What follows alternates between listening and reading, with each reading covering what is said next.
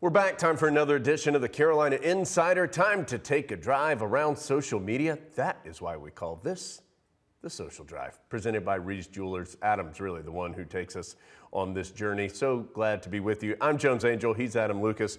Adam, we have a bunch to get to. That's a lot of fun. Let's talk a serious topic, though. First, of course, our great friend Eric Montross, a.k.a. Big Grits, battling cancer. Adam, there has been an initiative that Adam worked on with Eric and his family to help benefit the Cancer Center and the adolescents.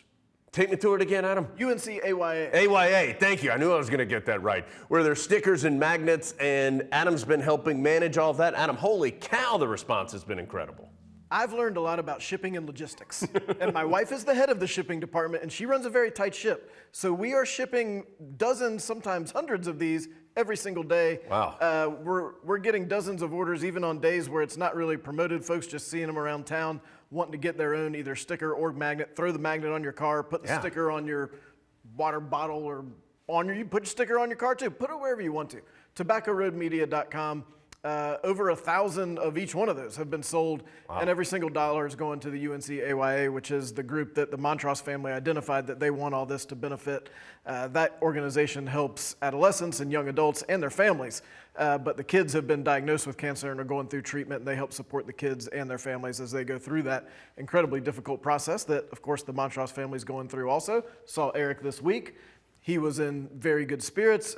Eric and Laura both said how much they appreciate everybody's support, all the love that they're feeling through all the various methods that you're reaching out to them. So keep that going too. Yeah, absolutely. Keep helping us. And again, that is TobaccoRoadMedia.com. Get yourself a magnet, get a sticker. It's just a couple bucks, and all the money goes to 𝗬𝗍𝗶𝗃𝗍. Thank you so much for everybody who's already taken part. We've gotten, as you've seen while we've been talking here, we've gotten messages from people who've bought multiple of these stickers and magnets. So thank you so much, and let's keep going. All right, let's keep going here on the Social Drive. We'll turn our eyes to the NBA playoffs and several Tar Heels making an impact, including even Harrison Barnes, even a French Twitter account noticing that Harrison Barnes is playing great. And Adam, this has been a fun series so far. A lot of energy in Sacramento and Golden State, and Harrison Barnes has played a big role for the Kings. Yeah, there's a lot happening in this series. It's more fun in the NBA playoffs when there's Tar Heels involved. Yeah. So I've enjoyed becoming sort of a de facto Sacramento fan. I think you've got the handshake emoji, Draymond Green, Christian Laettner.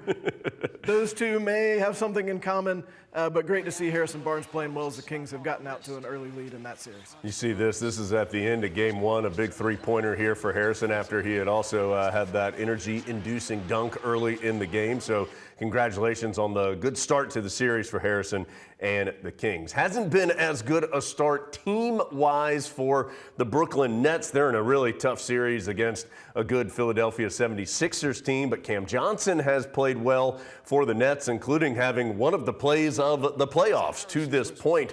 What a finish over one of the best players in the league, Joel Embiid. Cam Johnson is regularly dunking on people in his NBA career, and I really enjoyed this quote-unquote stare down. It was very Cam Johnson-ish because it was more like a glance down. Like, he didn't want to embarrass Joel Embiid, but he wanted him to know he was there, and also he wanted to show him he can shoot a little too.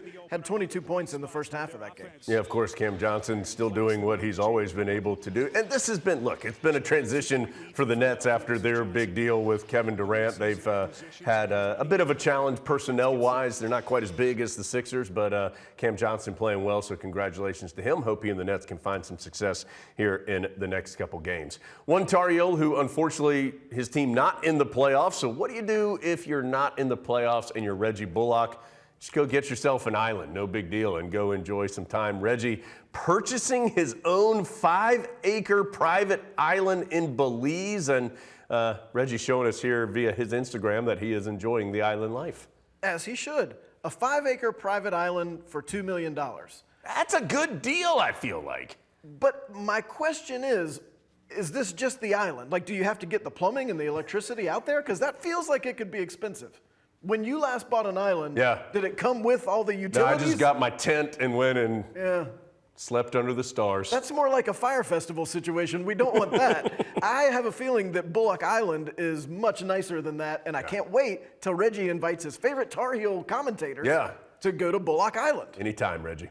I tell you, Adam, a bit of a renaissance here for Bob McAdoo. Of course, a former terrific Tar Heel. You see there, Isaiah Thomas saying something about Bob McAdoo there. And Bob was discussed at length during a game here recently in the NBA playoffs, and just found a couple of reminders that, let's not forget, Bob McAdoo was a high-level basketball player.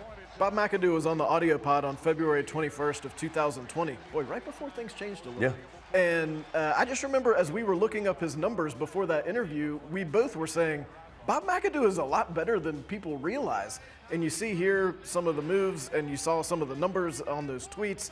Really talented Tar Heel here, scoring over Bobby Jones, another Tar Heel on Tar Heel crime, who had a very successful NBA career and sometimes a little bit forgotten. You see those last couple of seasons for Bob McAdoo with the Lakers. Another terrific Tar Heel who had a great pro career with the Lakers was Rick Fox. And Rick catching a stray here last week from Spencer Dinwiddie, bringing Rick Fox's name into the conversation where it didn't need to be. And so Rick appropriately responded himself there on Twitter, reminding Spencer and others that, Rick Fox, while certainly Shaq and Kobe were the centerpieces of those Lakers championships, they didn't do it by themselves.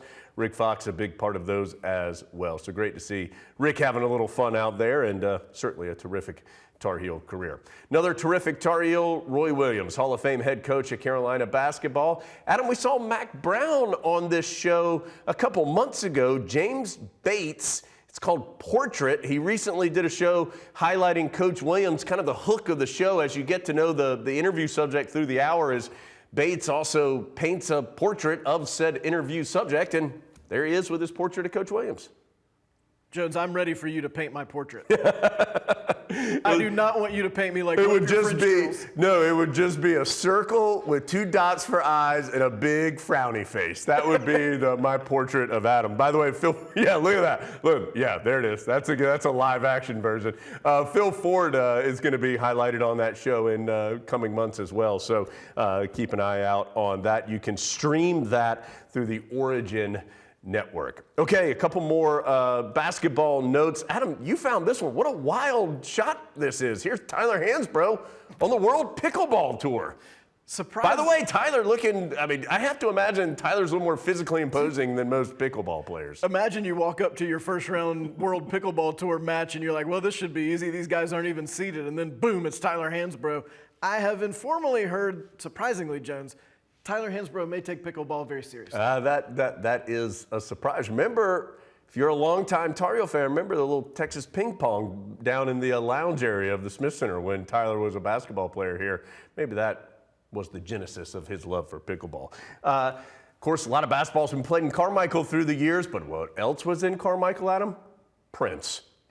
There, UNC Archive showing us, in the same week in 1983, you could go see the Tar Heels play and then check out Prince with special guest The Time introducing Vanity 6. That really is incredible that you could see those two in the same week. Oh, Adam's done. I thought he was going to say more than that. Okay, one thing that Adam and I have talked a lot about through the years is why are first downs measured with chains and not lasers?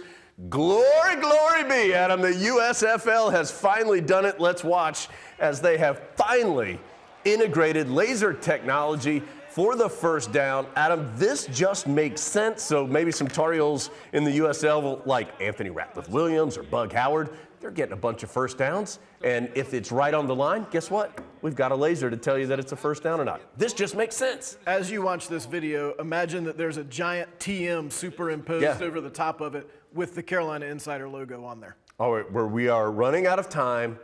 So I'm just going to go ahead and apologize in advance for the second straight week. We don't have our hippo hype video that we do want to show. Shay Oaks, you know I'm talking to you. We will get to that in the near future, but we will close with a big-time happy birthday. Adam, you got to be doing something right to be around for 100 years, period. But to have a small business on Franklin Street that has lived for 100 years. Check this out. Happy birthday to Sutton's. I think everybody around Carolina has probably been to Sutton's at least once, and how awesome for them. They just celebrated their 100th birthday. Next time you're in Chapel Hill, go in there and get you a burger and a shake. Thanks so much for being with us here on The Social Drive. He's Adam. I'm Jones. We'll see you next time on The Carolina Insider.